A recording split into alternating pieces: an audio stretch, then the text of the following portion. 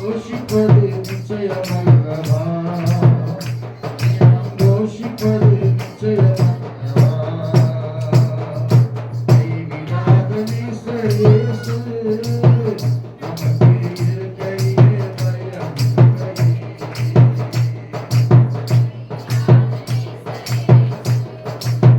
நமக்கு இருக்கையிலே பயம் இல்லையே.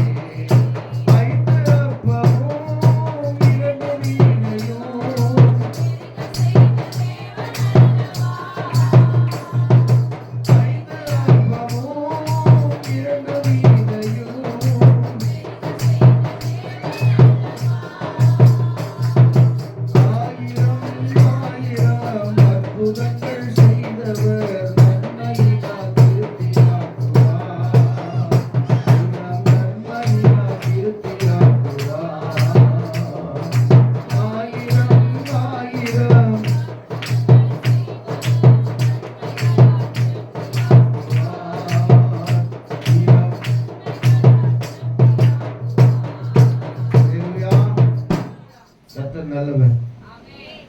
கடந்த நாட்களிலே விழித்திருங்கள் ஒரு பிரசங்கம், ஆயத்தமா இருங்கள் ஒரு பிரசங்கம். எத்தனை பேர் ஞாபகம் தெரியல? விழித்திருங்கள், அப்புறம் ஆயத்தமா இருங்கள். நேற்றுக்கு ஜெபம் பண்ணும்போது ஆண்டவர் சொல்றார், எச்சரிக்கையா இருங்கள். இந்த உலகம் நடக்கிற சம்பவத்தை பார்க்கும்போது நம்ம ரொம்ப எச்சரிக்கையா இருக்கணும். எங்க எச்சரிக்கையா இருக்கணும்னு சொன்னா, யாத்ராமத்தின் புஸ்தகம் 23 அதிகாரத்துல 21 வசனம் இப்படியா சொல்கிறது. யாத்ராமத்தின் புஸ்தகம் 23 அதிகாரம். அவர் சமூகத்தில் எச்சரிக்கையா இருந்து அவர் வாக்குக்கு செவி கொடு, அவரை கோபப்படுத்தாதே, உங்கள் துரோகங்களை அவர் பொறுப்பதில்லை, என் நாமம் அவர் உள்ளத்தில் இருக்கிறது. சொல்லுவோமா? பிதாவாகிய தேவன் எப்படியாய் சொல்ற, கர்த்தருடைய பரிசுத்த நாமத்திற்கு மகிமை உண்டாகட்டும். ஆண்டவராகிய இயேசு கிறிஸ்துவை குறித்து சொல்லும் பொழுது யாத்ராமத்தின் புஸ்தகம் 23 அதிகாரத்துல தேவனுக்கு மகிமை உண்டாகட்டும். 31 வசனத்துல மன்னிக்கணும், 20 வசனத்துல வாசிக்கணுங்க. வழியில் உன்னை காக்கிறதற்கும் நான் ஆயத்தம் பண்ணின ஸ்தானத்திற்கு உன்னை கொண்டு போய் சேர்க்கிறதற்கும் இதோ நான் ஒரு தூதனை உனக்கு முன்னே அனுப்புகிறேன். அவர் சமூகத்தில் எச்சரிக்கையா இருந்து அவர் வாக்குக்கு செவி கொடு, அவரை கோபப்படுத்தாதே, என் நாமம் அவர் உள்ளத்தில் இருக்கிறது. அவர் வாக்கை நன்றாய் கேட்டு நான் சொல்வதெல்லாம் செய்வாயாகில் நான் உன் சத்துருக்களுக்கு சத்துருவாயும்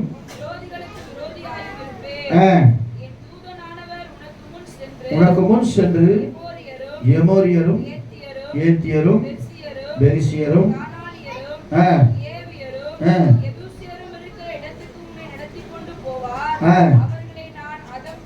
அதம் பண்ணுவேன். பணிந்து கொள்ளாமலும் சேவியாமலும் செய்யாமலும்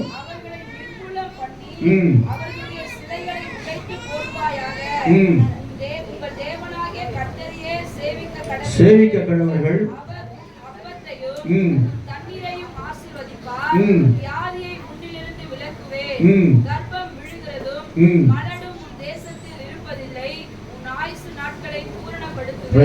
இவ்வளவு பிளஸிங்க கர்த்தர் வச்சிருக்கிறார்.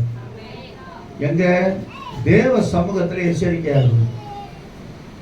உள்ள வரும்போது ஒரு எச்சரிக்கை நமக்குள்ள இருக்கணும். வார்னிங் போட்டிருப்பாங்க பாத்தீங்களா? உள்ள வரும்போது தேவ சமூகத்துல வரும்போது ஒரு எச்சரிக்கை நமக்குள்ள காணப்படணும். தேவ சமூகம் என்பது ஒரு பயம் நமக்குள்ள காணப்படணும். ஆண்டவர் சொல்றார், இஸ்ரவேல் ஜனங்களுக்கு முன்பாக வேதம் சொல்லுகிறது, செங்கடலை பிளக்கும் போது சரி, யோர்தான் பிரிட்டு திரும்ப செய்யும் போது சரி, எரிகோ மதில்களை கர்த்தர் உடைக்கும் போது சரி, கர்த்தர் முன்பாக நடந்து போனான்னு பைபிள். அவன் தேவன் நமக்கு முன்பாக நடந்து போறான்னு சொன்னா அவர் வாக்குக்கு முதலாவது என்ன செய்யணும்? செவி கொடுக்கணும். அதான் நீதிமொழி புத்தகம் சொல்லுது, எனக்கு செவி கொடுக்கிறவன் எவனோ அவன் விக்கிரமின்றி வாசம் பண்ணி ஆபத்துக்கு பயப்படாமல் அமைதியா இருப்பான். ஆண்டவர் எதற்கெல்லாம் எச்சரிக்கையா இருக்குன்னு சொல்லி ஒரு 2-3 காரியத்தை மாதிரி நான் சொல்ல போறேன். நேரம் ரொம்ப கம்மியா இருக்கிறதுனால ஒரு 2-3 கடைசி நாட்கள்.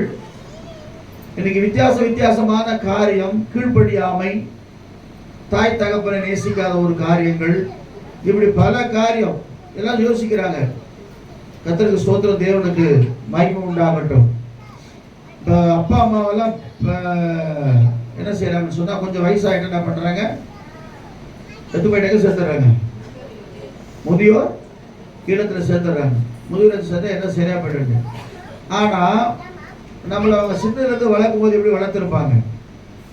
இது ஏன் அப்படி நடக்குதுன்னு சொன்னா, அப்போஸ்தலனாகிய பவுல் 1 தீமோத்தேயு புஸ்தகத்தில் எழுதும்போது, 2 தீமோத்தேயு நினைக்கிறேன், எழுதும்போது 2ஆம் அதிகாரம் 4ஆம் அதிகாரத்துல கடைசி நாட்களிலே மனுஷர் எப்படியெல்லாம் இருப்பார்கள் என்று சொல்லி அவர் எழுதியிருக்கிறார். அதனால இப்போ என்ன ஆச்சுன்னு சொன்னா, கடைசி நாட்களிலே சம்பவிக்கிற அந்த காரியத்தை குறித்து நம்ம என்ன செய்யணுமா?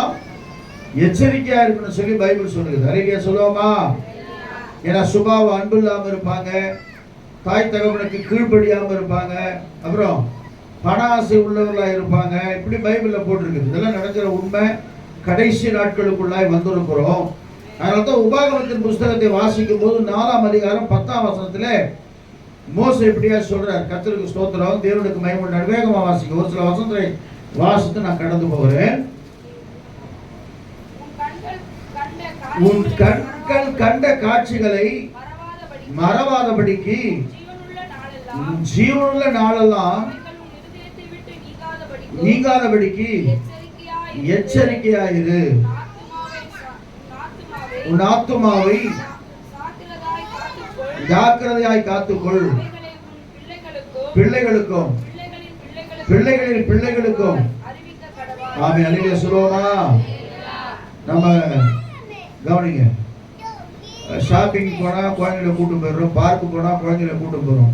ஆனா சபைக்கு வரும்போது என்ன செய்யறோம்? குழந்தைங்களை விட்டு வந்துடும் சில பேர். ஆனா பைபிள் சொல்லு, நீ கண்ட காட்சிகளை சொன்னா ஆண்டவர் எத்தனையோ அற்புதங்களை நேருக்கு நேரா கர்த்தர் செஞ்சிருக்கிறார். ஒரு பாஸ்டர் சொன்னார் என்கிட்ட, இன்னைக்கு அவர் இடத்துல ஊழியம் செய்து கொண்டிருக்கிறார். அவர் சொன்னாரு, பாஸ்டர் மோசேக்கு எப்படி முச்செடியில ஆண்டவர் தரிசனமானாருன்னு நான் யோசனை பண்ணியிருந்தேன். ஒரு நாள் மத்தியான வேலை, ஒரு காடு மாதிரி நான் காட்டுக்குள்ள போயிட்டு இருக்கிறேன். எங்க ஊர்லாம் வந்து பயங்கரமான காடு மாதிரி இருக்கும். அந்த காட்டுக்குள்ள நான் போயிட்டு இருக்கிற போது திடீரென்று என்னை சுற்றி மரமெல்லாம் எரிய ஆரம்பிச்சிச்சு. நான் கொஞ்ச நேரத்தில் ஸ்தம்பித்து நின்றுட்டேன். அப்புறம் கொஞ்ச நேரம் கழிச்சு பார்த்தா என் பார்வைக்கு மரம்லாம் பத்திக்குன்னு எரியல மாதிரி இருக்குதே தவிர, ஆனா ஒரு மரமும் எரியல. கர்த்தருக்கு ஸ்தோத்திரம். அப்பதான் நினைச்சேன் நானு, ஆண்டவர் வந்து என்ன மோசையை போல இந்த கனமான ஊழியத்துக்கு என்ன அழைக்கிறார் போல சொல்லி நம்முடைய வாழ்க்கையில ஆரம்பத்திலிருந்து வரைக்கும் கர்த்தர் எத்தனையோ அற்புதங்களை செஞ்சிருக்கிறார். அல்லேலூயா சொல்லுவோமா? ஆனா அதெல்லாம் நம்ம மைண்ட்ல எப்பவுமே வச்சுக்கணும். சில நேரத்துல மறந்துடுவோம். ஆண்டவர் செய்த நன்மைகளை மறந்து நம்ம மனம் போன போக்குல போவோம். 19ஆம் வசனம் சொல்லுகிறது, வேகமா வாசிங்க. 19ஆம் வசனம் 23ஆம் வசனத்தை வாசிக்கும் போது, உன் கண்களை வானத்துக்கு ஏறெடுத்து தேவனாகிய கர்த்தர் ஏற்படுத்தின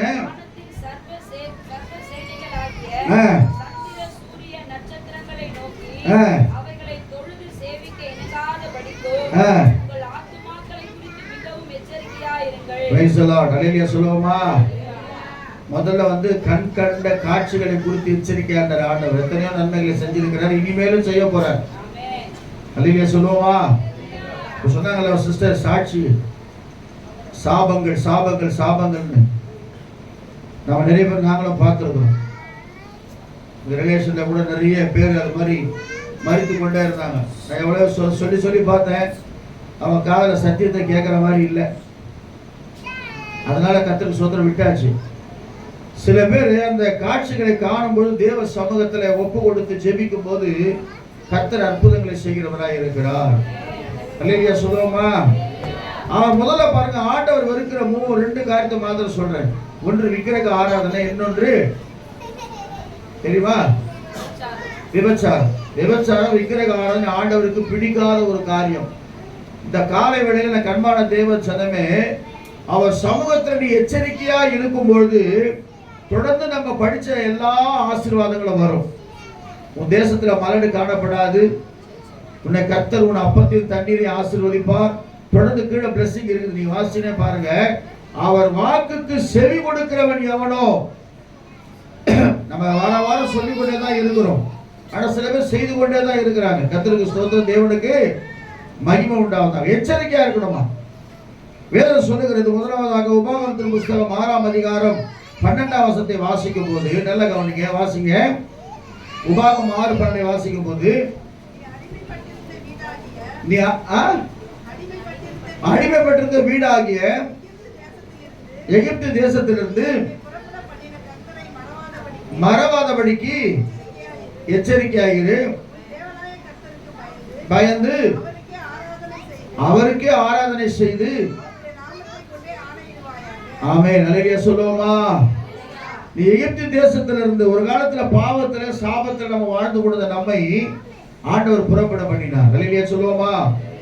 ஆரம்பத்துல எத்தனையோ அற்புதங்களை கர்த்தர் நம்முடைய வாழ்க்கையில செய்திருக்கிறார். எத்தனை பேர் விசுவாசிக்கிறீங்க?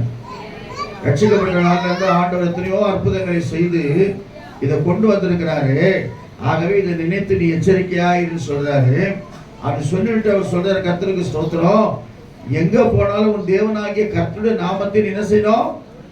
மகிமைப்படுத்தணும்னு சொல்றாரு. இரண்டாவது ஒரு எச்சரிப்பு நான் சொல்றேன், வாசிங்க. உபாகமத்து புஸ்தகம் 11:6 வாசிக்கும் போது, சீக்கிரம் வாசிங்க.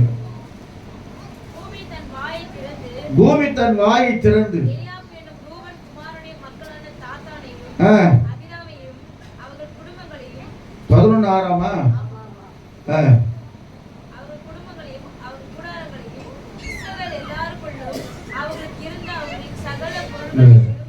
இன்னொரு வரும். விக்கிரக 23 நினைக்கிறேன். உபாகம் 4ஆம் அதிகாரம் 23ஆம் வசனம் வாசிச்சீங்களா?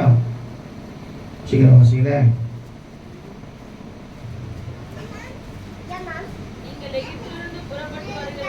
வழியிலே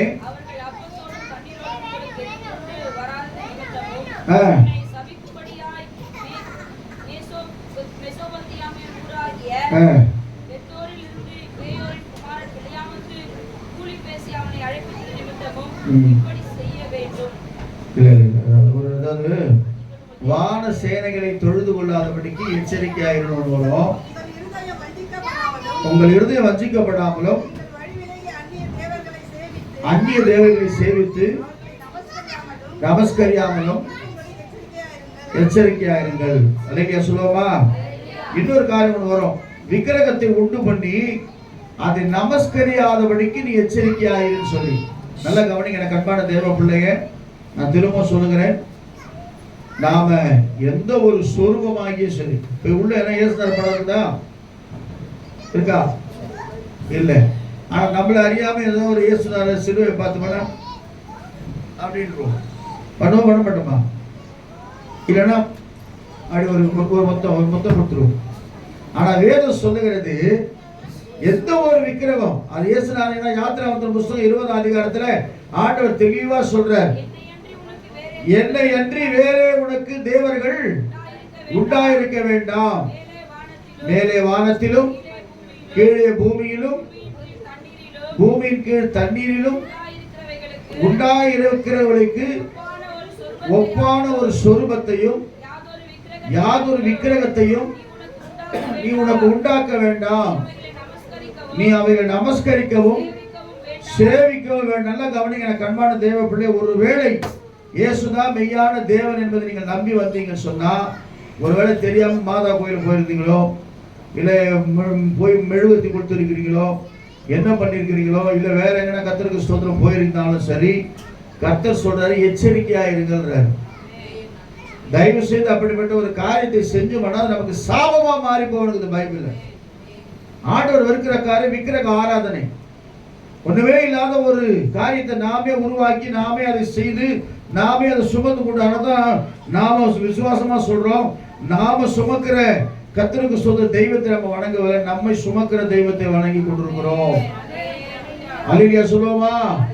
அப்ப அநேக நேரங்களில் நம்ம சில நேரத்தில் ஒத்து போயிடுறோம். என்ன ஆயிடுது? 2 கொரிந்தியர் 6 அதிகாரத்துல பவுல் அழகா சொல்றார், இருளுக்கும் வெளிச்சத்துக்கும் 2 கொரிந்தியர் புத்தகம் 6 அதிகாரத்துல பவுல் அழகா சொல்றாரு. ஸ்தோத்திரம், தேவனுக்கு மகிமை உண்டாகட்டும். என்ன தெரியல, இந்த விஷயத்தை கர்த்தர் எச்சரிக்கை சொல்றேன், எச்சரிக்கிறேன். அந்நிய நுகத்திலே அவிசுவாசிகளோடு பிணைக்கப்படாது. இப்ப திரும்ப நான் சொல்றேன், எனக்கு அன்பான தேவ பிள்ளையே, நேற்றுக்கு நான் திரும்ப பிளஸிங்கான வசனத்தை எடுத்தேன்.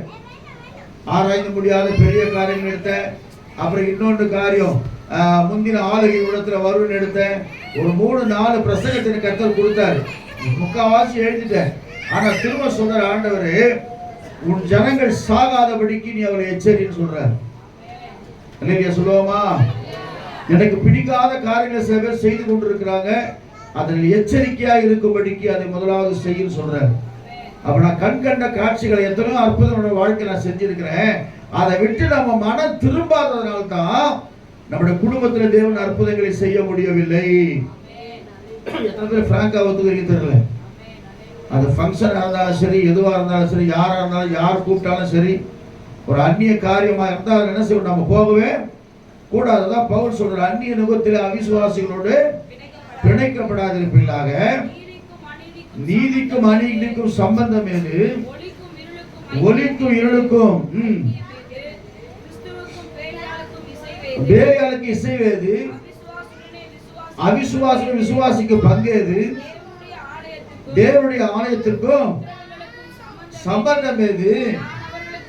நான் அவர்களுக்குள்ளே வாசம் பண்ணி அவர்களுக்குள்ளே உலாவி அவர்கள் தேவனாய் இருக்கிறேன்.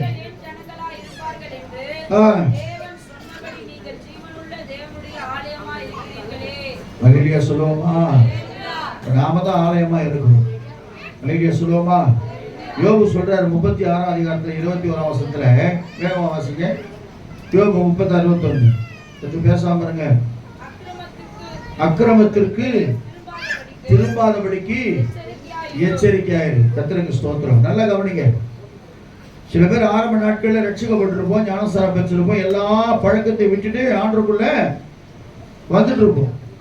ஆனா திரும்பவும் சொல்ற, திரும்பவும் அந்த அக்கிரமத்திற்கு நீ திரும்பாதபடிக்கு எச்சரிக்கையாயிருந்தார் ஆண்டவர். இல்லையா சொல்லுவோமா? நம்ம ஞானஸ்நானம் எடுத்துட்டு அறிக்கை விடுறேன் இல்லையா, இனி யாருக்கு சாட்சியா இருப்பேன்? கர்த்தருக்கு சாட்சியா இருப்பேன். வாழுற வரைக்கும், அந்த ஜீவன் போகிற வரைக்கும் நம்ம ஆண்டவருக்கு சாட்சியா இருப்போம் என்று சொல்றோம். ஆனா சில நேரங்களிலே ஒரு பின்மாற்றத்தை பிசாசு உண்டாக்குகிறோம். அது உண்டாக்கும் போது என்னென்ன காரியத்தை விட்டு நம்ம வெளியே வந்தோமோ அதே காரியத்தில் சிக்கி கொள்ளும்படியாக செய்கிறோம். அப்போஸ்தலனாகிய பேதுரு 2 பேதுருல அழகா சொல்றார், எவன் ஒருவன் கர்த்தருக்கு ஸ்தோத்திரம் ஒரு காரியத்திலிருந்து வெளியே வரானோ அவன் திரும்பவும் அதில் சிக்கி கொண்டு ஜெயிக்கப்பட்டா முன்னிலைமை காட்டிலும் பின்னிலைமை கேடுள்ளதா இருக்கின்றார். கர்த்தரும் அறிவினாலே நல்லா கவனிங்க, உலகத்தின் அசுத்தங்கள் என்ன காரியங்க? நம்ம சரீரத்தை தீட்டுப்படுத்தாதபடிக்கு உலகத்தின் அசுத்தங்களுக்கு நம்ம விலக்கி காத்து கொண்டவர்கள் மறுபடியும் அவைகளை சிக்கிக் கொண்டு ஜெயிக்கப்பட்டால் அவருடைய பின்னிலைமை முன்னிலையுடைய கேடுள்ளதாக இருக்குன்னு சொல்லிட்டு அடுத்து தொடர்ந்து வசனத்தை வாசிங்க. அறிந்த பின்பு பரிசுத்த கற்பனைகளை விட்டு விலகுவதை பார்க்கிறோம். அது அறியாமல் இருந்தால் நலமாயிருக்குமே. நாய் தன் கக்கினதை, நாய் பார்த்துறீங்களா? சில நேரத்துல கக்கிட்டு என்ன பண்ணும்? நம்ம பாருங்க எப்படி இருக்காது, அருவருப்பா இருக்கும். நாய் கக்கண்ட சாப்பிடும். அப்ப பேதுரு சொல்றாரு, ஒருத்தர் நல்லபடியா ஆண்டவருக்குள்ள வந்துட்டு பாவத்தெல்லாம் விட்டுட்டு திரும்ப அந்த பாவத்தை அவன் செஞ்சுட்டு திரும்ப ஆண்டோட நீ மன்னிப்பு கேட்டு வந்தாலும் கூட உன்னுடைய முன்னிலைமை காட்டில பின்னிலைமை ரொம்ப கேடுள்ளதா இருக்கின்ற. அப்ப கவனிங்க, ஒரே ஒரு விசை நம்ம ஞானஸ்தானம் எடுத்திருக்கிறோம், ஆண்டவருக்கு நம்ம ஒப்பு கொடுத்திருக்கிறோம். தேவ சமூகத்தில் அவர் வாக்கை கேட்டு பரிசுத்தமாய் நம்மை ஒப்பு கொடுக்கும் பொழுதுதான் கர்த்தருக்கு மேல கொடுத்திருக்கிற பிளெஸிங் எல்லாம் நமக்குள்ள வரும்னு சொல்லி ஆண்டவர் சொல்றார். நீங்க சொல்லுவோமா? விசேஷமான வாலிப பிள்ளைகளுக்கு விசேஷமா நான் சொல்றேன், இந்த உலகத்தினுடைய காரியங்களுக்கு தப்பித்துக் கொள்ளும்படியாக கர்த்தர் இந்த காலவில் நம்ம எச்சரிக்கிறதா இருக்கிறார். அல்லேலூயா சொல்லுவோமா? முதலாவது கட்டளைகளை நீ கை கொள்ளும்படி எச்சரிக்கையாயிரு. ஆண்டவர் என்னென்ன கட்டளைகளை சொன்னாரோ, பிறஇடத்துல அன்பு. ஒரு இது ஒண்ணு படிச்சேன் நான், ஒரு நல்ல ரொம்ப அருமையான ஒரு கதை. நல்லா கவனிங்க. குடும்பத்துல ஏன் பிரச்சனை வருது தெரியுமா? சொல்லுங்க. கணவன் மனைவில ஏன் பிரச்சனை வருது? ஒண்ணு அவசர குடிக்கா இருப்பாங்க, இல்லைன்னா கதை செய்வாங்க. பதிலுக்கு பதிலு நான் ஏற்கனவே அந்த கதை ஒரு கதை சொல்லியிருக்கிறேன், இன்னொரு கதை சொல்லல. அதாவது கணவன் நேரம் ஆபீஸ்ல இருந்து வீட்டுக்கு வர்றாரு. வீட்டுக்கு வந்துட்டு அம்மா ஒரு காஃபி குடும்பம்னு கேட்கிறாரு. உடனே அந்த அம்மா சொல்லுது, எனக்கு காலிலிருந்து தலைவலி, என்னால முடியவே முடியாது, முடிஞ்சா நீங்களே காய் போட்டு செய்யுங்க, குடிச்சிருங்க அப்படின்னு சொன்ன உடனே அவர் என்ன பண்ண யோசிக்கிறார். நிச்சயமா உன்னால முடியலையான்ற. உண்மையிலேங்க காலில இருந்து எனக்கு பயங்கரமான தலைவலிங்க, எனக்கு ரொம்ப கஷ்டமா இருக்குதுங்க, இப்பதான் மாத்திரெல்லாம் போட்டு படுத்துக்கிறேன்னு சொல்லி அந்த அம்மா சொன்னாங்க. உடனே அவர் என்ன பண்றாரு, எழுந்த உடனே வெளியே போறாரு. எங்க போறீங்கன்னு கேட்கிறாரு. துணி எடுக்க போறேன்னு. துணி எடுக்க போறேன்னு உடனே அதிகப்படி என்ன ஊட்டி துணி எடுக்க போங்க, ஒரு 10 நிமிஷம் உட்காருங்கன்னு சொல்லிட்டு உட்கார வச்சுட்டு கடகடன்னு போய் ரெடி ஆகிட்டு பேக் ஒன்று மாட்டி நினைச்சு வா துணி எடுக்க போறாங்க. அவர் நேரம் மொட்டை மாடிக்கிட்டு போய் காஞ்சிக்கிற துணி எடுத்து வைக்கிறேன். மொட்டை மாடிக்கிட்டு போயிட்டு காஞ்சிக்கிற துணி எடுத்து ஒன்னா நம்ம மேல வைக்கிறாரு. ஏங்க என்னங்க, நான் துணி எடுக்க போறேன், சரி தலைவலியாக்குறீங்க, உனக்கு உதவி பண்ணாம மேல காஞ்சிக்கிற துணி எடுக்க போனேன், உன் அவசரம் என்னாகுது, அப்போ தலைவலி எங்க போச்சு? வந்து காப்பி கேட்டா காப்பி போடுறது இல்லை, துணி எடுக்க போலான்னு ரெடி ஆயிட்டாங்க. நம்மளுக்கு அப்படிதான், அப்படியே முடியவே முடியாது, சர்ச்சைக்கு வந்தா முடியாது. கால் வலி, தலைவலி, வயிற்று வலி, மூக்கு வலி, தொண்டை வலி.